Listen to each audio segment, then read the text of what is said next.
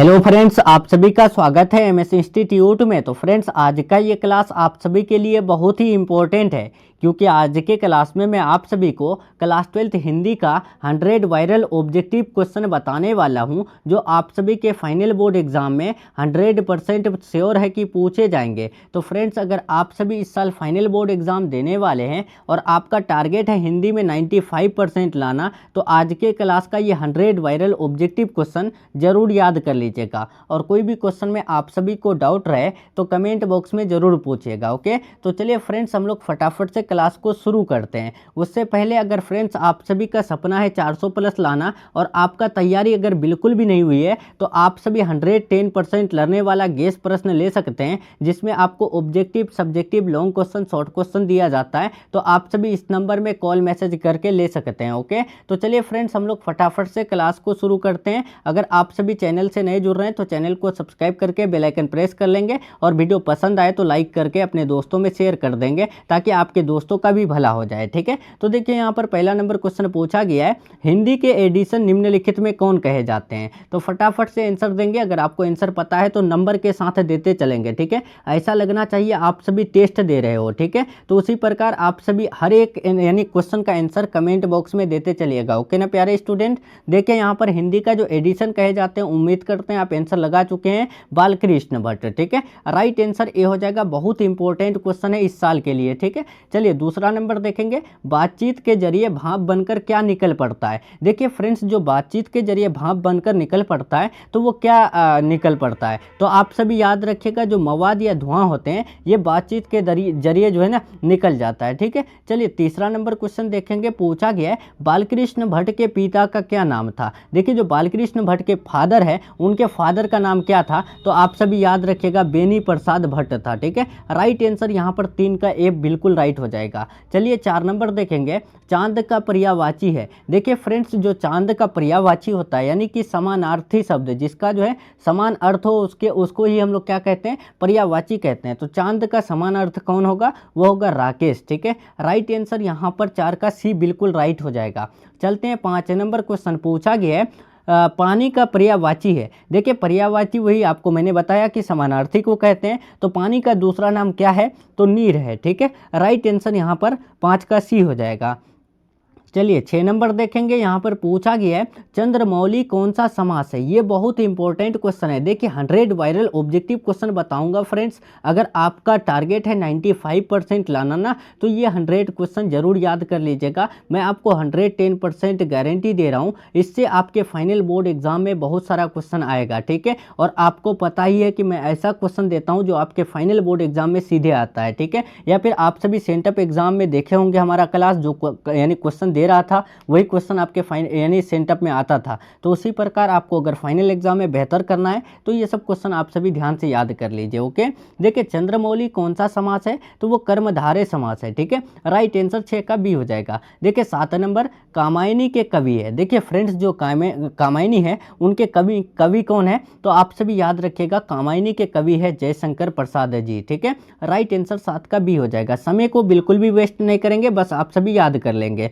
नामवर सिन्हा प्रधान संपादक थे। देखिए नामवर सिन्हा जो है कौन से पत्रिका के जो है संपादक थे, तो आप सभी याद रखिएगा, आलोचना के। ठीक है, राइट आंसर 8 का सी बिल्कुल राइट हो जाएगा। चलिए 9 नंबर देखेंगे, रवेश क्या होता है। फ्रेंड्स देखिए, जो रवेश होता है ये क्या होता है, तो आप सभी याद रखिएगा, रवेश जो है ना एक मोटे सूत की बनी चादर होता है। ओके, 9 का राइट आंसर सी हो जाएगा। चलिए बाबू लोग 10 नंबर देखेंगे। बहुत इंपॉर्टेंट है ये वाला, कि मुन्नी डाक गाड़ी के पीछे क्यों भागती है। देखिए जो मुन्नी है वो डाक गाड़ी के पीछे जो भागती है, तो वो क्या करने के लिए, क्या लेने के लिए, क्या राशन लेने के लिए, पेंशन के लिए, चिट्ठी के लिए, किसी के लिए नहीं। तो वो चिट्ठी के लिए दौड़ती थी या फिर भागती थी। ठीक है, राइट आंसर 10 का सी हो जाएगा। 11 नंबर देखिए, मानक किस युद्ध में सिपाही के रूप में लड़ने वर्मा गया था। तो फ्रेंड्स आप याद रखिएगा, मानक जो लड़ने गया था सिपाही के रूप में, तो वह द्वितीय यानी विश्व युद्ध में, यानी कि सेकेंड वर्ल्ड वार में जो है मानक जो है लड़ने वर्मा गया था। ठीक है, right answer option number B हो जाएगा।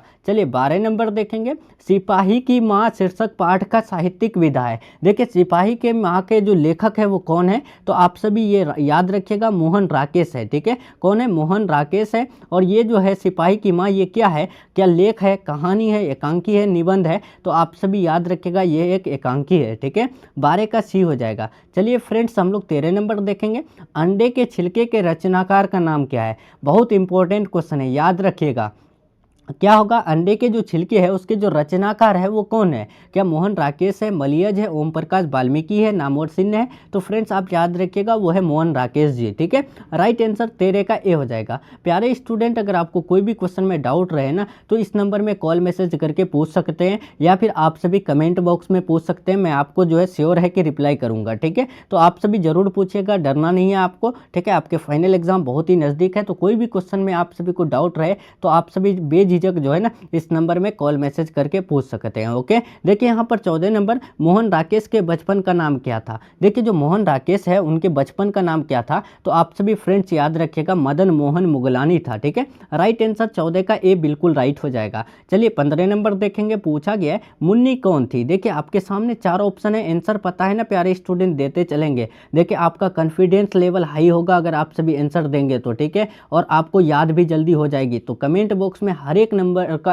यानी आंसर का जो है ना आप सभी हर एक नंबर का क्वेश्चन का आंसर कमेंट बॉक्स में देते चलिएगा। ठीक है ना, चलिए यहाँ पर मुन्नी कौन थी, तो आप सभी याद रखिएगा बिस्नी की बेटी थी। ठीक है, 15 का डी बिल्कुल राइट हो जाएगा। चलिए 16 नंबर देखेंगे, बोलते क्षण किस साहित्यिक विधा की कृति है। देखिए बोलते क्षण क्या है, निबंध है, कहानी है, संस्मरण है, आलोचना है, तो यह एक निबंध है। ठीक है, राइट आंसर 16 का ए बिल्कुल राइट हो जाएगा। चलिए 17 नंबर देखेंगे, थारन शब्द किस शब्द से विकसित है। ये तो हर स्टूडेंट को पता है, क्योंकि ये क्वेश्चन जो है ना आपके फाइनल बोर्ड एग्जाम में 3 से 4 बार पूछा गया है। अगर याद नहीं है ना प्यारे स्टूडेंट, अभी के अभी मेरे साथ साथ याद कर लीजिए। थारन जो शब्द है ना ये थार शब्द से विकसित हुआ है। ठीक है, राइट आंसर बी हो जाएगा। चलिए 18 नंबर देखेंगे, कोणार्क के नाटककार कौन है। देखिए जो कोणार्क के नाटककार है वो कौन है, तो आप सभी फ्रेंड्स याद रखिएगा जगदीश चंद्र माथुर जी है। ठीक है, राइट आंसर यहाँ पर 18 का बी हो जाएगा। चलिए 19 नंबर देखेंगे,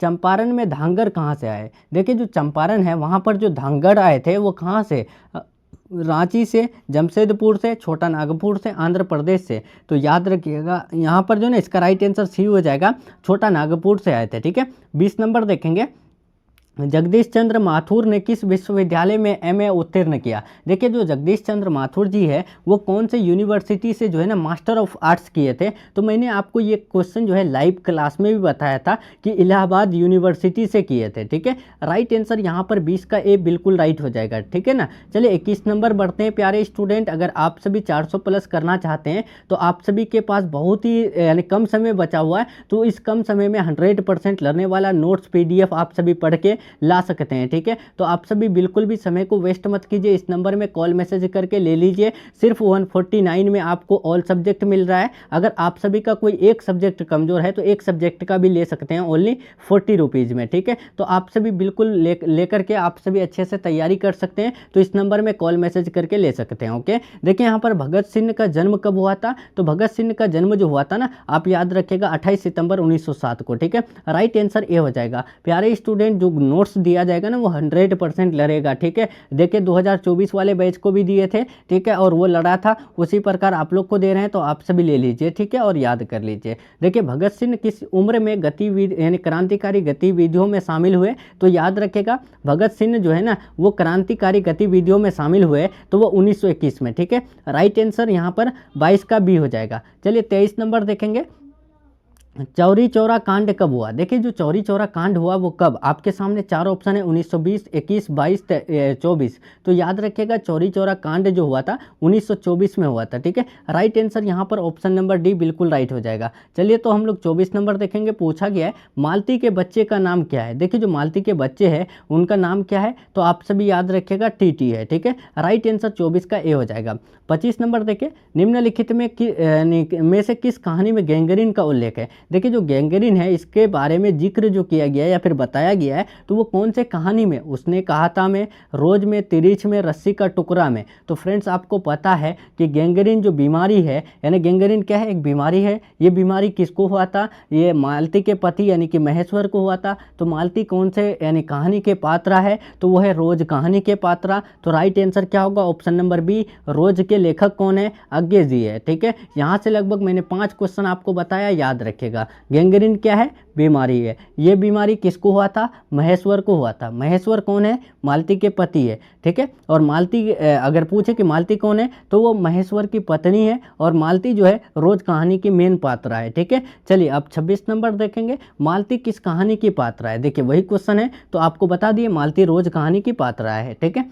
चलिए 27 देखेंगे, बुढ़ापा शब्द है। देखिए जो बुढ़ापा शब्द है ये क्या है, तो बुढ़ापा क्या है कि उसको हम लोग फील कर सकते हैं, अनुभव कर सकते हैं कि वो बुढ़ापे में आ चुका है, तो वो भाववाचक में आएगा। ठीक है, राइट आंसर यहाँ पर ऑप्शन नंबर ए हो जाएगा। चलिए फ्रेंड्स 28 नंबर देखेंगे, हिंदी में शब्दों का लिंग निर्धारण होता है। देखिए जो हिंदी में शब्दों का लिंग निर्धारण होता है तो वो किसके द्वारा, तो वो संज्ञा के द्वारा होता है। ठीक है, संज्ञा के द्वारा ही हम पता कर सकते हैं कि ये स्त्रीलिंग है या फिर पुल्लिंग है। ठीक है, चलिए 29 नंबर देखेंगे, अमृतसर में लहना सिंह के कौन थे। देखिए जो अमृतसर में लहना सिंह के थे तो वो कौन थे, तो आप सभी को पता है कि उनके मामा थे। ठीक है, राइट आंसर ये हो जाएगा। कभी कभी पूछे जाते हैं कि लहना सिंह के मामा कहाँ के रहने वाले थे, तो आप सभी फ्रेंड्स गलती नहीं कीजिएगा, अमृतसर के रहने वाले थे। ठीक है ना, चलिए 30 नंबर देखेंगे, रक्षाबंधन कौन संज्ञा है। तो प्यारे स्टूडेंट, लाइव क्लास में मैंने ये संज्ञा का पूरा 5 भेद के बारे में बताया था कि देखिए रक्षाबंधन एक खास त्यौहार में आ जाता है, तो जो भी खास व्यक्ति, वस्तु, स्थान या जानवरों के नाम का बोध कराता है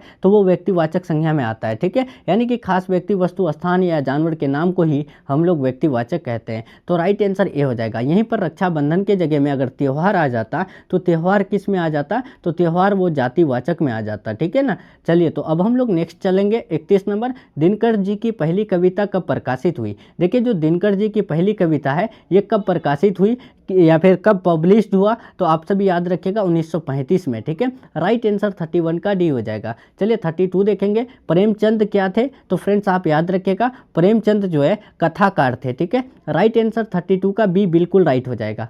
चलते हैं हम लोग 33 नंबर, पूछा गया है दिनकर का जन्म कब हुआ था। देखिए जो दिनकर जी है उनका जन्म जो हुआ था वो कब हुआ था, क्या 23 सितंबर 1908 को, 22 सितंबर 1912 को, 28 सितंबर 1911 को, 25 सितंबर 1913 को। तो फ्रेंड्स ये क्वेश्चन आप सभी हर हाल में याद रखेगा, ये क्वेश्चन जो है ना आपके फाइनल बोर्ड एग्जाम में हर साल पूछे जाते हैं, यानी कि दिनकर जी से 2 क्वेश्चन आपको पूछे ही जाते हैं। तो आप सभी याद रखेगा दिनकर का जन्म जो हुआ था वो 23 सितंबर 1908 को हुआ था। कहाँ हुआ था, तो बेगूसराय बिहार में हुआ था। बेगूसराय कहाँ पर हुआ था, तो सिमरिया बेगूसराय बिहार में हुआ था। ठीक है, चलिए 34 नंबर देखेंगे, रोज इनमें से क्या है। देखिए जो रोज है वो क्या है, कहानी है, उपन्यास है, निबंध है, आलोचनात्मक का अंश है। तो फ्रेंड्स आपको पता है रोज एक कहानी है जिसके कहानीकार कौन है, अज्ञे जी है, और इनके मेन पात्रा है मालती। देखते हैं हम लोग 35 नंबर, पूछा गया है रोज कहानी की नायिका कौन है, तो बता चुके हैं मालती है। चलते हैं 36 नंबर, उत्तर प्रियदर्शी नाटक के नाटककार कौन है।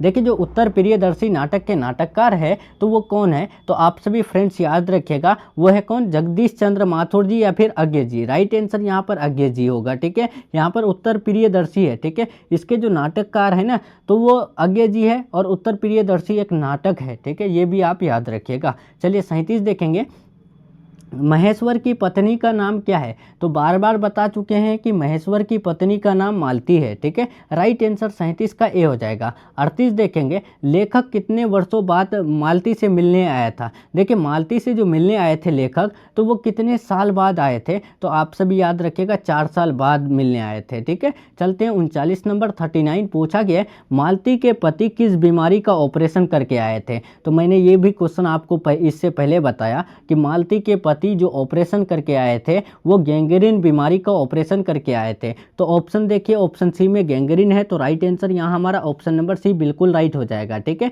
अगर पूछ दे कि मालती के पति का नाम क्या है, तो मालती के पति का नाम महेश्वर है। ठीक है, और एक बार और पूछे जाते हैं कि गैंग्रीन इनमें से क्या है, आपको 4 ऑप्शन दे देंगे कि बीमारी, उसके बाद आपको दे देंगे यानी जानवर, या फिर आपको दे देंगे पक्षी, उसके बाद दे देंगे इनमें से सभी। तो गलती नहीं कीजिएगा, गैंग्रीन एक बीमारी है, ठीक है। चलिए, तो आप सभी याद रखिएगा ये सब क्वेश्चन। नेक्स्ट चलेंगे 40 नंबर, युद्ध और शांति की समस्या पर लिखी गई काव्य कीर्ति है। देखिए, जो युद्ध और शांति की समस्या पर लिखी गई काव्य कीर्ति है वो कौन है? क्या नील है, कुसुम है, कुरुक्षेत्र है, रश्मि रथी है? तो याद रखिएगा वो है कुरुक्षेत्र, ठीक है। राइट आंसर 40 का सी बिल्कुल राइट हो जाएगा। चलते हैं, 41 नंबर पूछा गया है, अर्धनारीश्वर कल्पित रूप है। देखिए फ्रेंड्स, जो अर्धनारीश्वर है ये किसका कल्पित रूप होता है? तो आपको मैंने बार बार बताया है कि शिव और पार्वती का कल्पित रूप है, ठीक है। 41 का ए बिल्कुल राइट हो जाएगा। ये सब क्वेश्चन आपको याद करना ही पड़ेगा प्यारे स्टूडेंट, अगर आप सभी अच्छा मार्क्स लाना चाहते हैं तो, ठीक है। देखिए 42 नंबर, एक लेख और एक पत्र में भगत सिंह ने किसको पत्र लिखा? देखिए, एक लेख और एक पत्र में भगत सिंह ने जो पत्र लिखा वो किसको? तो आप सभी को पता है कि सुखदेव को, ठीक है। Right answer option number A हो जाएगा। चलिए 43 देखेंगे, भगत सिंह निम्नलिखित में किस प्रदेश के थे? देखिए, जो भगत सिंह थे वो कौन से प्रदेश के थे? तो आपको पता है पंजाब के थे, ठीक है। ये पंजाब अभी पाकिस्तान में है, ठीक है। राइट आंसर भी बिल्कुल राइट हो जाएगा। चलते हैं 44 नंबर, बालकृष्ण भट्ट किस काल के रचनाकार थे? देखिए, बालकृष्ण भट्ट जी जो है वो कौन से काल के रचनाकार थे? आधुनिक काल, भक्ति काल, रेती काल, सभी। तो फ्रेंड्स, आपको पता है बालकृष्ण भट्ट जो है वो आधुनिक काल के रचनाकार है। अगर पूछ दे कि बालकृष्ण भट्ट कौन से युग के यानी निबंधकार है, तो वो निबंधकार जो है ना वो भारतेंदु युग के निबंधकार है, ठीक है। ये भी क्वेश्चन पूछे गए हैं, इसीलिए मैंने आपको बता दिया, आपको गलती नहीं करना है। देखिए 45 नंबर, दमयंती स्वयंवर किस लेखक की रचना है? देखिए, जो दमयंती स्वयंवर है ये कौन से लेखक की रचना है, कौन से राइटर की रचना है? तो वो है बालकृष्ण भट्ट जी की, ठीक है।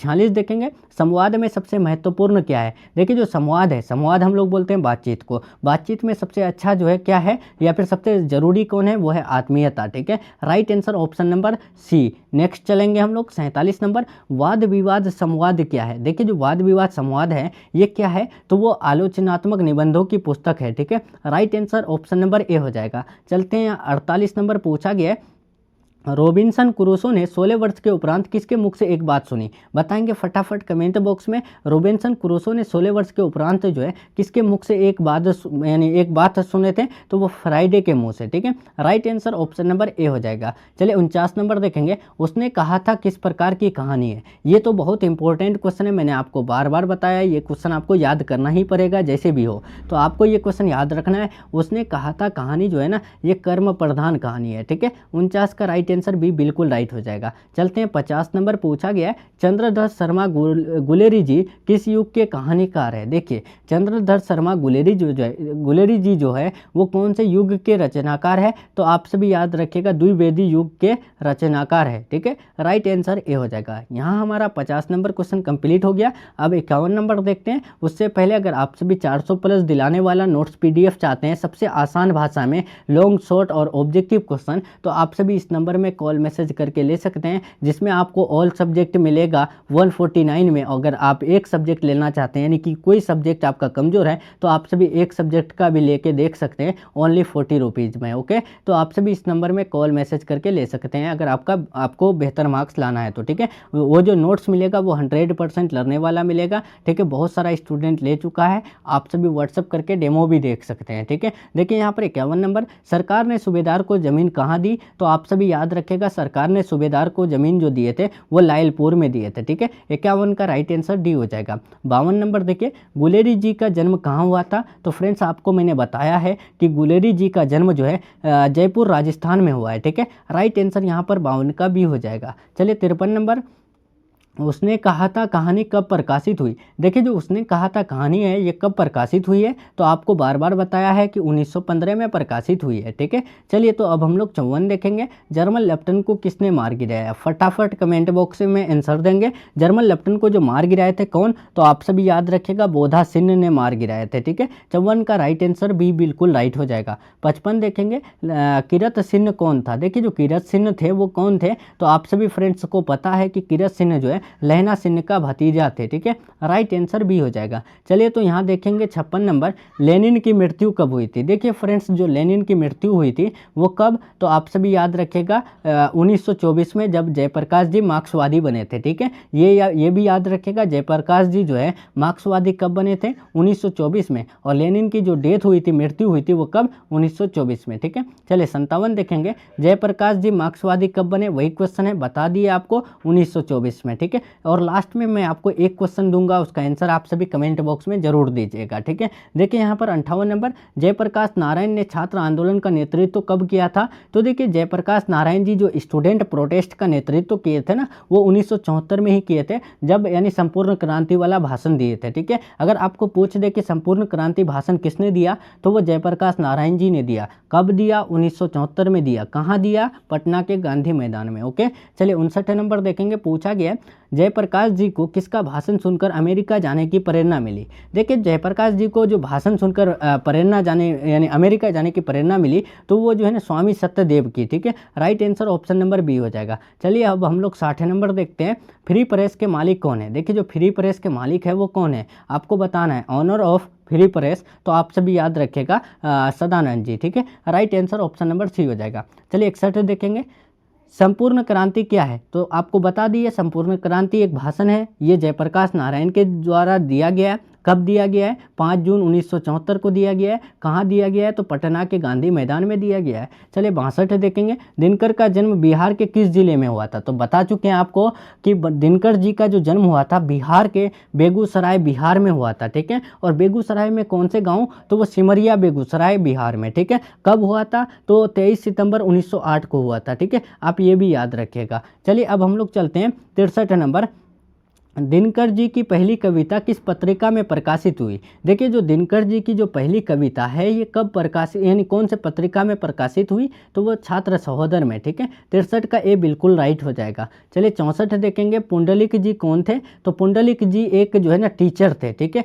Right answer option number B हो जाएगा, ये एक शिक्षक थे। ठीक है, चलते हैं 65 नंबर, भगत सिंह का संपूर्ण परिवार क्या था। देखिए संपूर्ण परिवार मतलब कि जो पूरा परिवार है भगत सिंह का, तो वो क्या थे, तो वो स्वाधीनता सेनानी थे। ठीक है ना, राइट आंसर यहाँ पर ऑप्शन नंबर सी बिल्कुल राइट हो जाएगा। लास्ट में बताइएगा आप सभी प्यारे स्टूडेंट कि 100 में आप सभी को कितना क्वेश्चन का आंसर पता था। ठीक है, देखिए 66 कि भगत सिंह ने अपने दोस्तों के साथ केंद्रीय असेंबली में बम कब फेंका, तो आपको याद रखना है 8 अप्रैल 1929 में फेंका। ठीक है, राइट आंसर भी बिल्कुल राइट हो जाएगा। चलिए 67 नंबर, पूछा गया है यानी भूषण के पिता का नाम क्या था। देखिए भूषण के जो फादर है, उनके जो बाप है, उनका नाम क्या है, तो आप सभी क्या था, तो आप सभी याद रखेगा रत्नाकर त्रिपाठी था। ठीक है, राइट आंसर ए हो जाएगा। 68 देखिए, शिवराज भूषण में कितने अलंकारों का निरूपण हुआ, तो फ्रेंड्स आप याद रखेगा शिवराज भूषण में जो अलंकारों का निरूपण हुआ वो 108 अलंकारों का निरूपण हुआ। ठीक है, राइट आंसर सी हो जाएगा। देखिए 69 नंबर 69,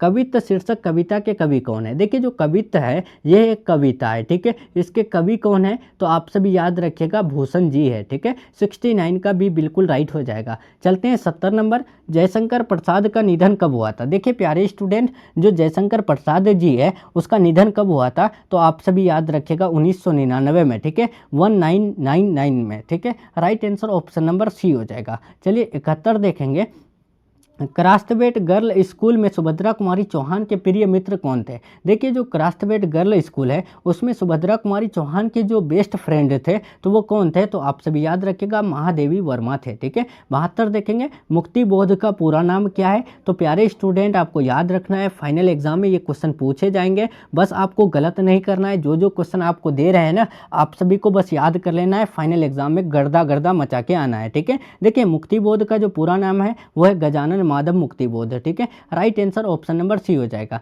चलिए 73 नंबर देखेंगे, मुक्ति बोध का जन्म स्थल कहाँ है। देखिए जो मुक्ति बोध का जन्म स्थल है वो कहाँ है, तो आप सभी याद रखेगा श्योपुर में है। ठीक है, राइट आंसर 73 का भी बिल्कुल राइट हो जाएगा।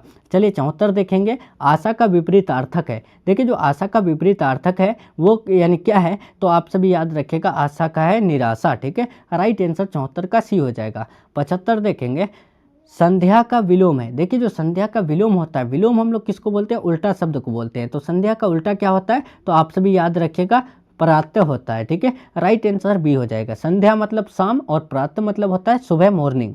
ठीक है। देखिए यहाँ पर 76 नंबर, ईमान शब्द का विलोम क्या होता है, तो ईमान का होता है बेईमान, ठीक है। राइट आंसर 76 का बी हो जाएगा। 77 देखेंगे, खरा का विलोम क्या होता है, तो खरा का होता है खोटा, ठीक है। Right answer option number A हो जाएगा। 78 देखेंगे, स्वदेश शब्द का विलोम होता है। देखिए जो स्वदेश है, स्वदेश मतलब होता है कि अपना देश, तो अब उसका उल्टा क्या होगा, परदेश, ठीक है। Right answer option number B हो जाएगा। चलते 79 नंबर, राजकुमार कौन सा समास है। देखिए जो राजकुमार है ये कौन से समास में आ जाएगा, कर्मधारय, तत्पुरुष, बहुव्रीहि, द्विगु। तो फ्रेंड्स आप याद रखिएगा राजकुमार जो है तत्पुरुष समास में आ जाएगा, ठीक है। 79 का बी बिल्कुल राइट हो जाएगा। चलिए 80 देखेंगे, कमल नयन कौन सा समास है। देखिए जो कमल नयन है ये कौन से समास में आ जाएगा, ऑप्शन है तत्पुरुष यानी कर्मधारय और बहुव्रीहि, द्विगु। तो फ्रेंड्स याद रखिएगा कमल नयन कर्मधारय समास में आ जाएगा, ठीक है। चलते हैं 81 नंबर, पूछा गया है सुक्ति शब्द का संधि विच्छेद क्या होगा। ये बहुत इंपॉर्टेंट क्वेश्चन है, इस साल के लिए आप याद रखिएगा। देखिए जो सुक्ति शब्द है इसका जो विलोम होता है आप सभी याद रखिएगा सु प्लस उक्ति हो जाएगा, ठीक है। यहाँ पर राइट आंसर बी बिल्कुल राइट हो जाएगा। स हर्ष उ होगा, ठीक है, ना कि दीर्घ उ, ठीक है। ये आप ध्यान रखिएगा, यही सब में आप सभी मिस्टेक कर देंगे, ठीक है। देखिए है ये दोनों सेम लग रहा है ना, लेकिन यहाँ पर देखेंगे हर्षऊ और दीर्घऊ का फर्क है, ठीक है। तो गलती नहीं करना है, स हर्षऊ होगा, ठीक है। चलते हैं 82 नंबर 82, हिमालय का संधि विच्छेद होगा। तो हिमालय का होता है हिम प्लस आले, ठीक है। Right answer option number B हो जाएगा, ठीक है ना। ध्यान रखिएगा, याद रखिएगा। नेक्स्ट चलेंगे हम लोग 83 नंबर, वर्ण के आधार पर संधि के कितने भेद होते हैं। तो वर्ण के आधार पर संधि के 3 भेद होते हैं, ठीक है। Right answer option number B हो जाएगा। क्या क्या होते हैं, तो स्वर संधि होते हैं, ठीक है, स्वर संधि होते हैं। दूसरा होते हैं व्यंजन संधि, ठीक है। तीसरा होते हैं विसर्ग संधि, ठीक है। तो आप सभी ये भी याद रखिएगा संधि के 3 भेद क्या क्या है, स्वर संधि, व्यंजन संधि, विसर्ग संधि। 84 देखेंगे, पौराणिक शब्द में कौन सा पढ़ते हैं। तो पौराणिक में पढ़ते हो जाएगा इक, ठीक है। Right answer option number B हो जाएगा। 85 देखेंगे, जुर्माना शब्द में पढ़ते हैं। तो जुर्माना में पढ़ते हो जाएगा आना, ठीक है, यानी कि पढ़ते जो है ना आपका आखिरी वर्ड होगा, ठीक है। तो जुर्म प्लस आना हो जाएगा, ठीक है। तो राइट आंसर यहाँ पर ऑप्शन नंबर 3 हो जाएगा। चलते हैं 86, यहाँ पर पूछा गया है कि यहाँ पर देखिए अधिकार में कौन सा उपसर्ग है।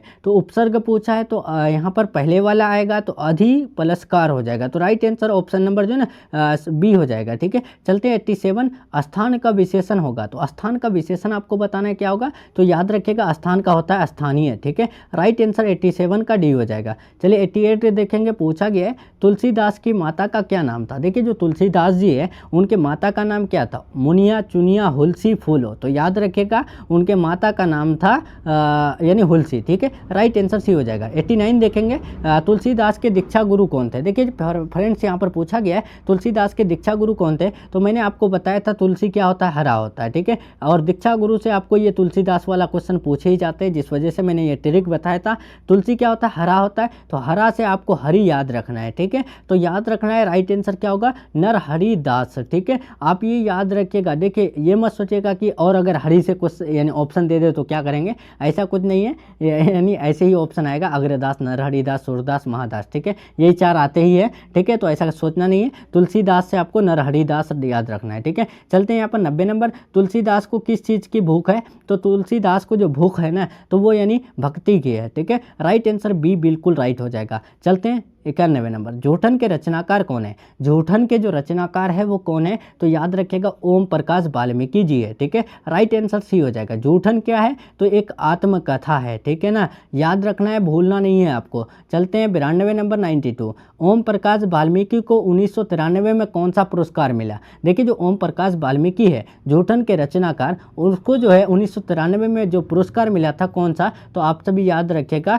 जय श्री सम्मान मिला था, ठीक है। Right answer option number C बिल्कुल राइट हो जाएगा। चलते हैं यहाँ हम लोग 93 नंबर, सुरेंद्र सिंह किसका पोता था। देखिए जो सुरेंद्र सिंह पोता थे तो वो किसके, तो आप सभी याद रखिएगा सुखदेव सिंह त्यागी का, ठीक है। Right answer option number A हो जाएगा। चलते हैं फ्रेंड्स 94 नंबर, ओम प्रकाश वाल्मीकि का जन्म कब हुआ था। ये बहुत इंपॉर्टेंट क्वेश्चन है, याद रखना है आपको। ओम प्रकाश वाल्मीकि का जो जन्म हुआ था वो कब, तो याद रखिएगा 30 जून 1950 को, ठीक है। राइट आंसर ए बिल्कुल राइट हो जाएगा। चलते हैं 95 नंबर, हंसते हुए मेरा अकेलापन के लेखक कौन है? देखिए जो हंसते हुए मेरा अकेलापन है उसके जो राइटर है वो कौन है? तो याद रखिएगा वो है मलियज जी। ठीक है, राइट आंसर 95 का बी बिल्कुल राइट हो जाएगा। चलते हैं 96 नंबर पूछा गया है मलियज का मूल नाम क्या था? देखिए जो मलियज का मूल नाम थे तो वो क्या थे? ये भी बहुत इंपॉर्टेंट क्वेश्चन है, आपके फाइनल एग्जाम में आपको घुमाता है, तो आपको याद रखना है मलियज का मूल नाम भरत जी श्रीवास्तव है। ठीक है, चलिए 97 देखेंगे, हिंदी भाषा में वचन कितने प्रकार के होते हैं? तो ये हर बच्चा को पता है कि हिंदी भाषा में वचन जो है दो प्रकार के होते हैं, एक वचन और बहुवचन। ठीक है, तो आप सभी याद रखिएगा, भूलिएगा नहीं प्यारे स्टूडेंट। ठीक है ना, चलते हैं अब हम लोग 98 नंबर। ठीक है, 98 आपके स्क्रीन में, हेनरी लोपेज का जन्म किस देश में हुआ था? ये तो बहुत इंपॉर्टेंट क्वेश्चन है, याद रखिएगा।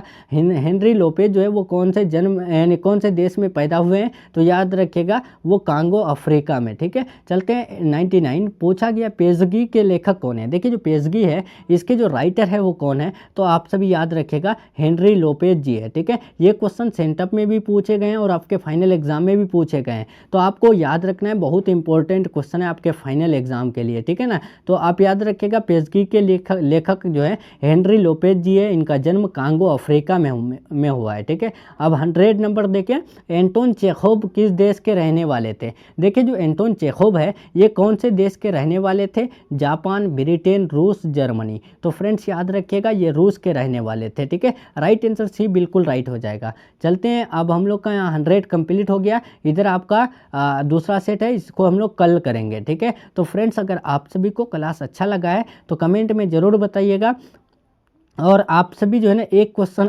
ज़रूर बताइएगा कि असल बातचीत जो है वो कितने लोगों में होता है? ये इसका आंसर आप सभी जो है ना कमेंट बॉक्स में बताइएगा, जो असल बातचीत होता है ये कितने लोगों में होता है, और ये जो कथन है यानी उसका जो आंसर देंगे आप सभी, और वो वाला कथन जो है वो किसने कहा है आप सभी को बताना ज़रूर है। ठीक है, और फ्रेंड्स अगर आप सभी 100% लर्ने वाला अगर नोट्स PDF चाहते हैं तो आप सभी इस नंबर में कॉल मैसेज करके ज़रूर ले लीजिएगा, जिसमें आपको objective, subjective, long question, short question सभी मिलेगा, सभी सब्जेक्ट का ओनली 149 में, और 100% लर्ने वाला मिलेगा, और आपको सबसे आसान भाषा में मिलेगा। ठीक है, तो अगर आप सभी लेना चाहते हैं, बेहतर मार्क्स लाना चाहते हैं, 400 प्लस करना चाहते हैं, तो आप सभी के पास जो है ना बहुत ही कम समय में वो नोट्स पढ़ने का जो है ना बहुत समय है। ठीक है, लेकिन आपको वो क्वेश्चन अगर आप याद कर लेते हैं तो श्योर है आप 400 प्लस कर जाएंगे। ठीक है, तो आप सभी भरोसा करके इस नंबर में कॉल मैसेज करके वो नोट्स याद कर लीजिए ले करके। ठीक है, चलिए फ्रेंड्स मिलते हैं हम लोग नेक्स्ट क्लास में नेक्स्ट टॉपिक के साथ। चैनल से नए जुड़ रहे हैं चैनल को सब्सक्राइब कर लीजिए और बेल आइकन प्रेस कर लीजिए ताकि आप सभी को आने वाली क्लासेस का नोटिफिकेशन मिलते रहे। ठीक है, मिलते हैं हम लोग नेक्स्ट क्लास में नेक्स्ट टॉपिक के साथ, तब तक के लिए आप अपना ख्याल रखिए, अपना स्टडी जारी रखिए। Take care, thanks for watching.